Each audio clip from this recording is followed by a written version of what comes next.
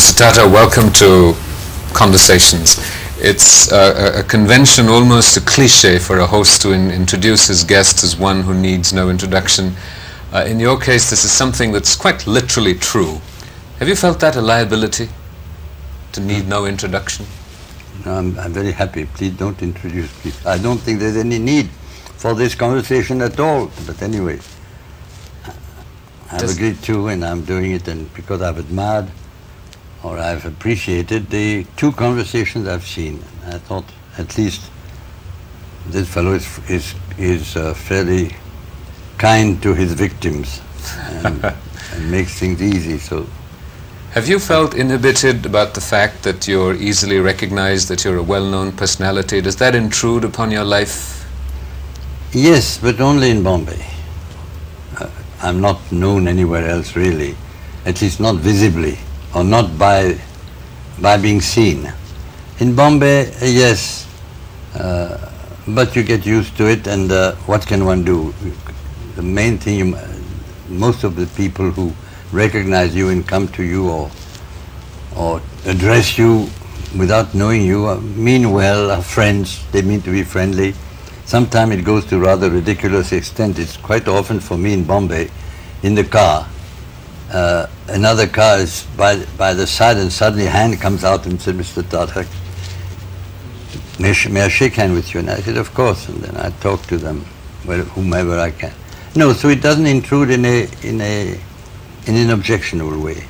If people think more of me than they should, or any justification for, then it's their fault, and they're wasting their time. What do you think of yourself? How do you evaluate yourself? I certainly estimate myself on a much lower level than seems to be extended to me. I don't think that I quite deserve the friendship, not the friendship is the wrong word, the admiration, the regard that I get, because after all that I've done in my life, except perhaps in creating Air India from scratch, from a little mail airline, I haven't done personally anything of I've never created anything entirely new. It happens that I inherited the situation. I got into Tata's in 1926, and on the death of my father. And thereafter, from then on to now, there was always a good team. Tatas, and when at a rather young age for being the head of a group, namely in 1938, and you were what, 34 years old? Where and you were appointed by people who were your seniors. I was a senior. Well, because yes, I was made a director by Sir Dorab, the chairman, when the man who succeeded Sir Dorab, namely Sir Nauroji Saklatwala, died, the director had to appoint a chairman. And so they appointed me, I thought somewhat prematurely, and I described it as a piece of mental aberration, but it seems to have lasted. So I use that only to explain, in answer to your question, that starting with something that existed, led by a good team of people, experienced and capable, a team to which I only added in the course of years, choosing the best people I could find to join us, those that didn't grow from within. So therefore it was a question of keeping things going and growing. Only a few things were added. Well, one of course was Air India. That was the one thing I may feel that I was wholly responsible for. Was it a wrenching, anguishing experience for you to relinquish control of Air India? Yes, of course. But at the same time, you mean much later? No, you're Yes, talking 19. yes. We are going from that That's right. that event, That's right. event That's right. to 19 February 1978, when Mr. Morarji Desai fired me. He didn't inform me for about 10 or 12 days later, when I got a letter thanking me for my services to aviation. But I learned it from the man whom he appointed as my successor. How does it feel to be fired? Well, look, maybe I can't say how. I think the answer cannot be a sensible one, because I had never been fired before. So if you mean how does it feel to be fired for the first time or never having an experience? Well, it was not unexpected. Mr. Morarji Desai was the Prime Minister of India. He's a man with whom I'd had a whole life almost of love-hate. We were friends, and at the same time the man was quite impossible to deal with. I think everybody who knew him. So it didn't surprise me, and I thought that all things must end sooner or later. The way it was done was not very pleasant to me. Have you done a lot of firing in your term as chairman of Tata Sons? I think my leadership, if you can call it that, in Tatas or in business, therefore, has been one of always thinking of colleagues as a team.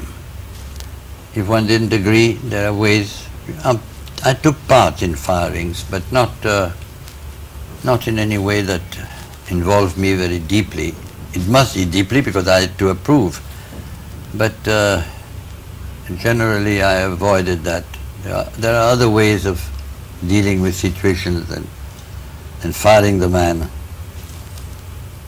So I can say, on the whole, rarely. Not a very pleasant thing to do if you have to. The Tata Sons and the Tata group of companies have evolved a reputation for excellence, and you've mentioned that how you have been the leader of a team. What are the qualities of a good leader?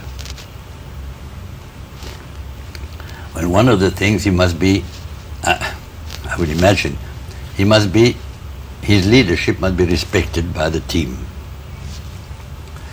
As I've lasted so long, I must assume that my leadership has been respected and generally approved.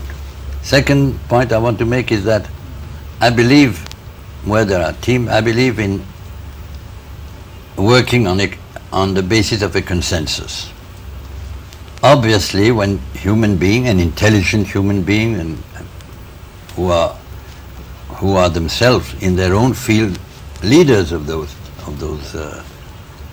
in those fields, and of the companies that are part of the group but are separately and independently managed, we do have differences of opinion with the chairman of the group. There could be and there should be. But generally, unless it's something that is a matter of principle, I always found that one can work on a consensus, either convince them, and if it's not something very serious and I can't convince them and they are very, very sure of themselves, I accept their view. It's never done like, say, in a battle, in a war. I find that working on a consensus is a good way of leading a team, and it makes things easier. There are always problems. We are full of problems in business, somewhat less now than we have been for many years when under the pressures of alleged socialism. But there are always problems and difficulties, and sometimes also losses also of not only a financial loss, but a loss of a purpose. But if one is prepared to look look at things in a, I don't know how to say it, in a human way, understanding that most of the decisions of others, even if they are adverse decisions, they are done in their belief that it's the right thing to do. Now, whether Mr. Morarji Desai thought it was the right, must have thought that it was the right thing to do to fire me, that is maybe an exception.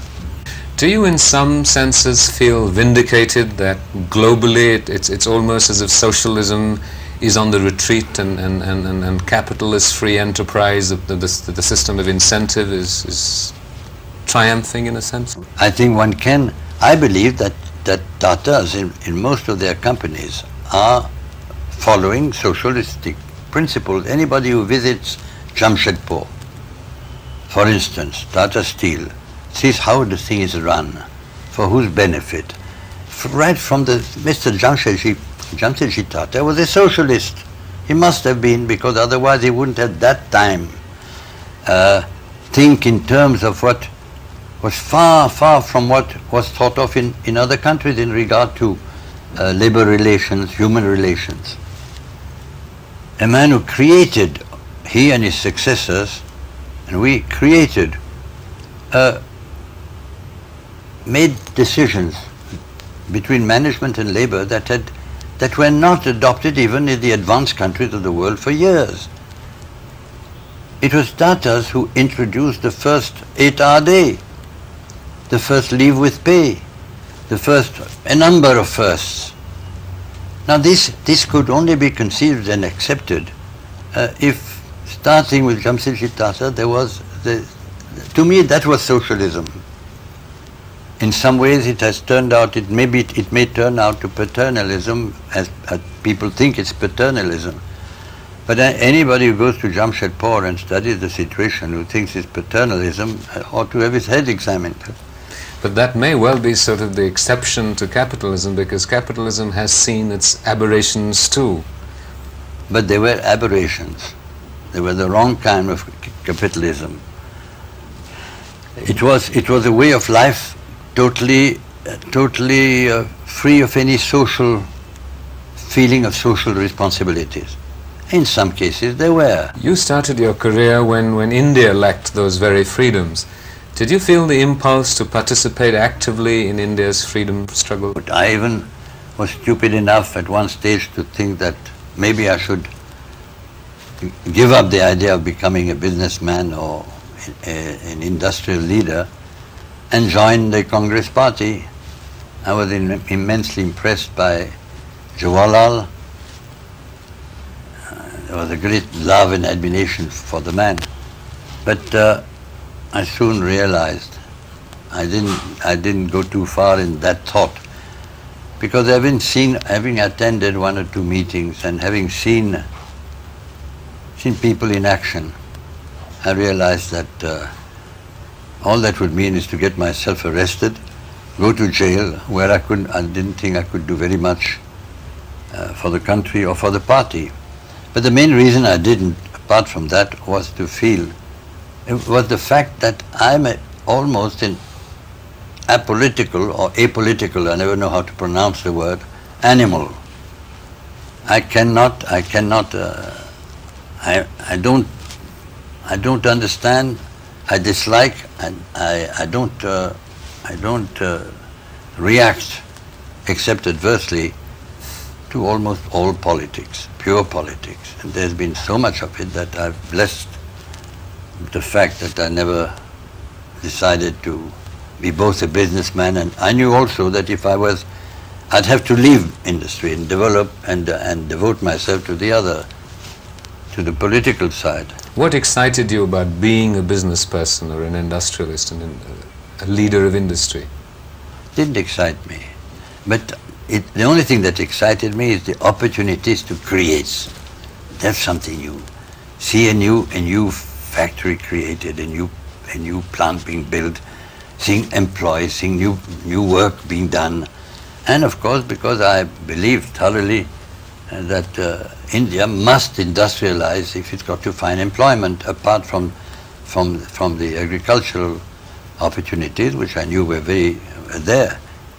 So therefore the excitement was in seeing things done. Were you ever excited by the creation of wealth? No, and that is something I've never quite understood. I haven't acquired wealth myself. My father died fairly heavily in debt, because he had a large family and his habits of traveling between India and Europe were rather expensive. And so I didn't start with any wealth, except the right of having some shares in Tata Sons. But I miss wealth in the sense that I think that if I had a real wealth, not the few lakhs of rupees that I'd be able to do more, not for myself, but even for and particularly for others. But that hasn't worried me, and I'm glad that I have no wealth. And perhaps that's one of the reasons why I'm well considered. That people perhaps have discovered that really it's only the foreigners who seem to refer to me as the richest man in India. You mentioned the aspect that you were apolitical, but is it practically possible for someone in business to be divorced from the political process, particularly in India, where there is so many decisions are political decisions? Absolutely. That influence? No, you're quite right, but one can still, when I meant that I was apolitical, is in the operations of politics. I was a friend and a great admirer of Jayaprakash Narayan. I was a friend and admirer, naturally, of Jawaharlal Nehru. But even though I think both of them went wrong or made mistakes, and Jawaharlal particularly in being the man who introduced and kept in India for so long, even after his death, this socialism to which I consider the wrong types of socialism, bureaucratism, etc.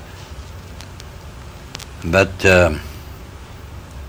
I think you can still be apolitical in regard to the way in which politics are operated, and also oneself being prepared to participate in those operations. Have you felt the imperative to influence the political process in the sense of persuading governments to your point of view, lobbying?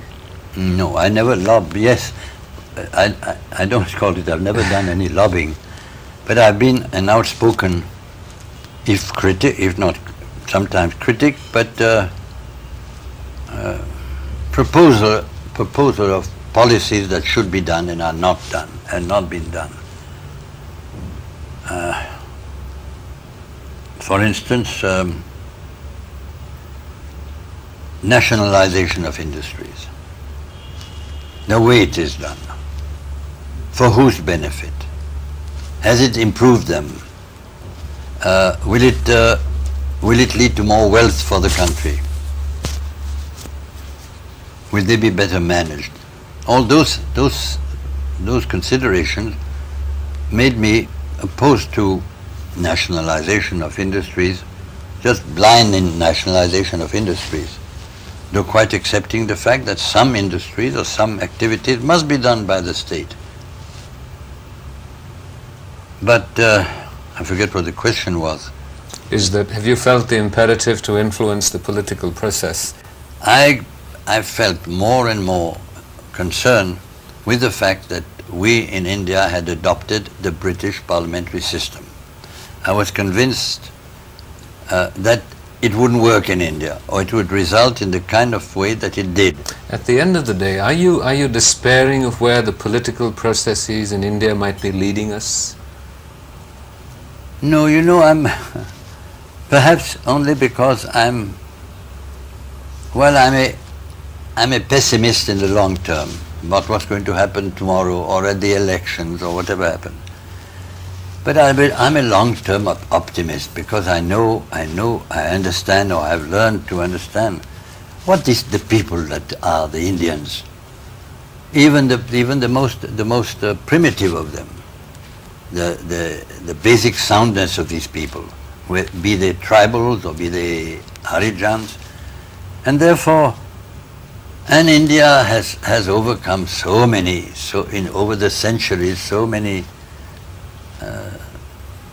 reverses, so many difficulties, conquests by outsiders and all that, that I can't believe, I refuse to believe that they would allow the country to be got to a stage that some of the countries in the world have been and are. Could you even begin to define what this quality was that makes India survive despite its politicians, perhaps? Or some industrialists too? Very difficult. This is a question, like most questions, are not simple to answer. And I don't have also the education to understand. I've not studied history except in small bits and local history, say, of France.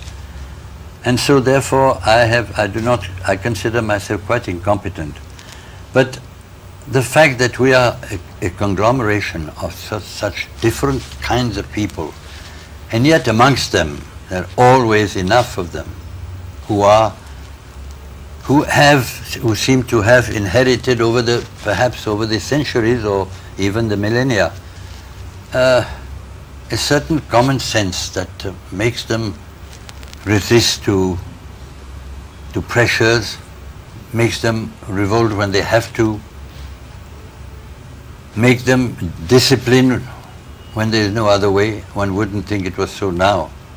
It's frequently argued that at the time of independence and then that whole period of struggle and immediately after independence, the leadership of Gandhi and those around him were able to draw into national life people of enormous stature, of vision, of education, of commitment, of integrity, which isn't happening at the present time. Just leadership is not enough. Devoted leadership. If one has to be a leader in such a difficult environment as the Indian one, such a mixed one, there must be total devotion to the deed. Sometimes just devotion is not enough. Jai Prakash, whom I mentioned, was a case in point. He said he was a totally motivated, totally devoted man of high intelligence, but who could make up his mind, for instance, or who was so good a human being that he was prepared always to consider the views of others, including his opponents, beyond the needs of it. I think he could have been a great leader after Jawaharlal. Of course, a great leader, the kind of leader we needed and got at the time was Vallabhbhai. I often say to myself, suppose that Vallabhbhai had been the young man and Nehru had been the older man, and Vallabhbhai would have become the Prime Minister of India. Certainly in the economic plan, there would have been a totally different situation than the one that exists today. You frequently disagreed with Pandit Nehru. When you articulated or shared those disagreements, what was his response? I tried. He liked me, I loved him, admired him. But on this kind of thing, economics, of which he knew very little, in my opinion, and certainly on socialism and how socialism could be established without the loss of economic freedom for the majority of the people.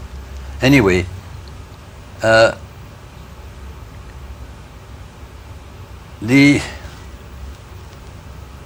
going to be careful what I say. Repeat your question. When you spoke to Jawaharlal Nehru and yes. articulated your disagreements in his economic policies, what was his reaction? It was very simple. No, I'll tell you what his reaction was. I thought I'd mentioned somewhere. I'd go and see him. Sometimes he'd invite me even to have a meal to see the giant panda that he had, And then I would try to to bring the conversation to economics, nationalization, bureaucracy. He was not only not interested, but he wasn't willing even to talk. And he had invented a little trick, was that when I started, if we sat fairly near each other, and there was a window not too far, the moment I began something like that, he'd turn around and look out of the window. And I got the message. In the case of Mrs. Gandhi, it was a slightly different way of doing it. When she began to lose interest in what you were saying, namely arguing against something she was doing, she would begin to pick up some of the letters and start opening envelopes and pulling out, practically hinting that, look, I've got other things to do. So I take the message. Did you have much to do with Mahatma Gandhi? No, very little. I saw him, and I saw him a number of times. I called on him maybe personally 3 times in my life. So, no. What was that interaction like? Was it? Oh, wonderful. The man was, he'd immediately smile at you and talk to you and even crack a joke. Oh, so the feeling, the wonderful feeling. In fact, it makes me think that if only we would learn to smile at each other more often and treat the other as a friend, even when you have no reason to be friends, but you have no reason not to be friend, I think we'd be better off. And I find that because you were asking whether intrusion in my private life, people coming up, maybe the reason that I'm responsible for the fact that I'm inclined instinctively to like people, or to, if somebody comes to me, unlike most parts of the world, and particularly in the urban world, in the big cities of the world, if you come up to somebody on the street, man or woman, and you've only got to ask them the time, the first reaction is one that you can feel he's saying, what does he want? He wants something from me, or he's attacking me. And I find that, funny enough, I can digress on, but I find that abroad and here, you look at people and and when you look at them, you smile. And they respond at once. There's an extraordinary capacity for response that one never exploits. In the street, your driver, most people, when they take to driving, and they are not professional drivers, become monsters at the wheel. And they become aggressive and hostile. Now you drive, and somebody is either in the way or not, you smile at him and let him go. You get such a surprised and delighted and friendly look back, it's quite extraordinary. Well, that reminds me of the incident when you were sort of piloting a plane at Paris airport without any brakes. Yeah. That couldn't have got you a smile. What happened? Oh, what happened? I crashed into the When British was this, Army. and what were you In piloting? 1930, in a little plane. The one I'd flown from India to England for the Aga Khan Prize, which I hadn't got. And there was nothing I could do because there was no brake to apply. And I'd belted myself. I tried to jump out and hold the plane, being very light. And instead of that, the French airline that had started its engines, and that gave me a blast on the tail. I just went round and round and crashed into this poor Argosy and broke some cables of it. And they were furious, and I could well understand how could I be angry with them. And the passengers were waiting to embark. So however, they were British and reasonable. They charged me £25. You were to fly again in 1982 to repeat the flight from Karachi to Bombay. Do you still fly? Does it excite you? It would. But we have no aeroplane to fly. The only aeroplane Tatas have are at Jamshedpur, and I don't live in Jamshedpur. But until recently, when going to Jamshedpur, I used to fly from Calcutta to Jamshedpur, fly in the airline to Calcutta, and so I used to, and back again the other way. On those occasions, I used with a professional pilot by my side. I used to enjoy flying the plane just between Calcutta and Jamshedpur. But I think that at the age of over 80 is the time to forget that kind of thing. And I wish if I were younger and if I had an aeroplane, I would, yes. It has been, after all, the greatest joy of my life is flying. One of your many current concerns, passions almost, is your commitment to family planning, controlling India's population. It's something that seems to have drifted away from the headlines, drifted away from, apparently, from the political agenda. Do you think that it is in fact feasible in the context of liberal democracies, a capitalist system, to impose the kind of controls and disciplines, the imperatives that might help us bring about to the level of population control that we need? Or is your argument the economic one that as is believed and practiced in many developed countries, that economic development will inevitably lead to a lowering of population growth rates? What is the strategy that you recommend or urge? Both. I think ultimately what you say is quite right. As the standard of living of the people increase and they want their children educated, etc., it'll be here, it'll happen here, but too late. Can never be too late because India will still survive, but it'll take too long, and therefore one must find some ways of accelerating the process. And that can be done in two ways, a negative way as well as a positive way. Much of the difficulty in India is this obsession that the people of India have, particularly in the rural areas, obsession to have boys. You're a political figure. This is an election year. What would be what would be the political agenda that you would urge the political parties? What are the national priorities apart from but the controlling national population? priorities are not necessarily the priorities of the political parties. The political parties want to oust Rajiv Gandhi and the Congress. That's all. And take their place. They did it once, they made a mess of it. It may happen again, I doubt it, but it may happen again. If they succeed in ousting the Congress, which as I say, as an apolitical animal, I'm not the judge. But if it does, then I think the same thing will happen. So therefore, I can't just urge. I know what I want any government in power to do. What? Well, all the things that we all know, that you know, continue to, of course, concentrate on agriculture, concentrate on employment, because employment is what is needed in this country. Concentrate on things like population, the population problem, which very little has been done in spite of all the money that is being spent.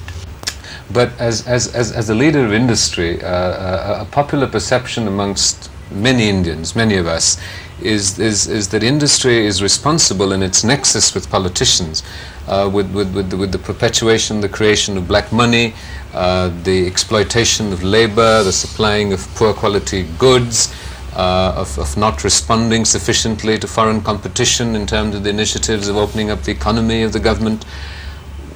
What would you urge your colleagues in industry, and do you in fact see this nexus between industry making payoffs to political parties to get policies changed to its advantage? There's a whole universe of... Look, I'm not a leader. I have no colleagues in industry generally. Only in my own group that I can influence or help or advise. But first of all, there is a change. I think that from a technological point of view, management point of view, Indian industry, at least big industry today, is a very different animal to what it was when I first became a director of Tata's. There is a quality consciousness that didn't exist in the old days. We mustn't forget that it's not so long ago, perhaps 100 years ago, when nobody would touch a Japanese product. Now they are the leaders, perhaps in most products, largely on the basis of quality. So, first of all, there is a big change. Then labor. What are you talking about with the dominance of the unions, backed by the politicians? There is no opportunity to exploit labor. In fact, I believe that probably the only labor that is being really exploited in our country are those who are employed by small sector industry, which is greatly encouraged by government. Rightly, because I want the small sector to become big sector. I don't want a few big groups. And with that power of the unions, as I say, backed by supported by or not opposed by the politicians, there's no chance of exploitation. In fact, it is the other way. Today you cannot modernize, you cannot make good products cheap, or cheaper than they would be otherwise, except with modern equipment and modern processes. The unions do not want any change. Yes, modernization they will accept. The days are gone where they wouldn't allow even a typewriter. But they still oppose computers or the full exploitation of computers. But you can't reduce, you can only modernize and you can only cheapen the cost by using modern processes which need less and less and less labor. But how do you introduce a new process if you're not allowed to retrench? Or by retrench, I mean really pay off. There are very large amounts that industry would be prepared to pay, and is prepared to pay. But the unions don't accept it at all. Black money. Look, when I was young and joined business, there was no black money. I never heard of black money. There was no corruption. Because whom were you to corrupt when you did not have a system of government control where you had to get a permit for everything? I'm surprised you didn't have to get a government permit to change the position of the chairs in this room. This is a Tata hotel. Well, maybe if it had been a government hotel, you probably wouldn't have been allowed to do that without consulting a joint secretary somewhere in Delhi. But anyway, therefore, then also in those early days, taxes were either non-existent or very low. You may not know that, say, take 90 years ago, 100 years ago, the salary of the highest government official, who in those days would be either a high court judge or the secretary of the government. They were the highest. And I think the black money will always be there, so long as the taxes are high and the controls are high. I often have to go abroad. But every time I go abroad, although I'm supposed to be a leader, a doyen, not a leader, a doyen of industry, if I want to have a little cash money to spend in London or in New York for my hotel bills, if somebody else doesn't pay for the hotel, for buying anything, I've got to go to the Reserve Bank, and they will give me as they do it well. They are kind. They are reasonable, but still you got to go to a bureaucrat and say, may I have a little money? Then when I come back, if there is any left, any traveler check or thing, you got to hand it over. All these kind of rules and regulations would be considered just not acceptable anywhere else. But we have to accept accept, at least so long as there are good intentions, and so long as administration is better, so long as business is getting better, so long as the monsoon is better, I think we've got to live with what there is and cooperate. What is it that makes you happy, excites you, exhilarates you now? Now that you're not flying, you're not driving fast cars? Nothing. I have none of these. The pursuit of happiness is one that would have to be defined in detail first.